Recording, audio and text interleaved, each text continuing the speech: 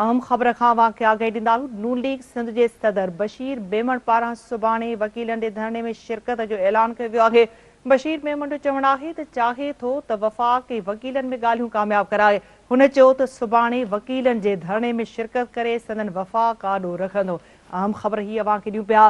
नून league Sindh जे सदर बशीर मेमण पारां सुभाणे वकीलनि जे धरणे में शिरकत जो ऐलान कयो वियो आहे। बशीर मेमण जो चवणु आहे त चाहे थो त वफ़ाक़ खे वकीलनि में ॻाल्हियूं कामयाब कराए। हुन चयो त सुभाणे वकीलनि जे धरणे में शिरकत करे संदन वफ़ाक़ आॾो रखंदो।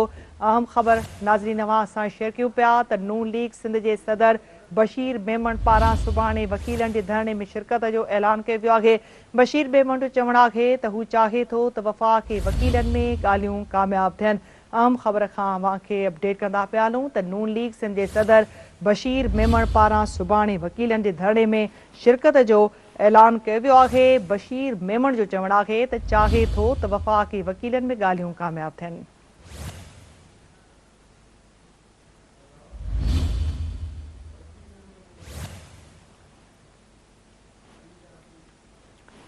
नून लीग सिंध जे सदर बशीर मेमण पारां सुभाणे वकीलनि जे धरणे में शिरकत जो ऐलान कयो वियो आहे। बशीर मेमण जो चवणु आहे त चाहे थो त वफ़ाक़ खे वकीलनि में ॻाल्हियूं कामयाब थियनि।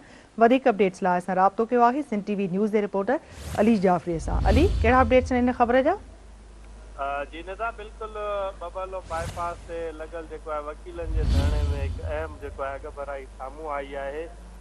कुझु देरि पहिरियां जेको आहे नून लीग जे सदर जेको आहे सुभाणे धरणे वारे हंधि जेको आहे पहुचण जो टेलीफोनिक राब्ते ते हुन जेको आहे बशीर मेमण ॿुधायो त मां जेको आहे सुभाणे 10 बजे वकीलनि वारे धरणे वारे हंधि जेको आहे पहुचंदुसि।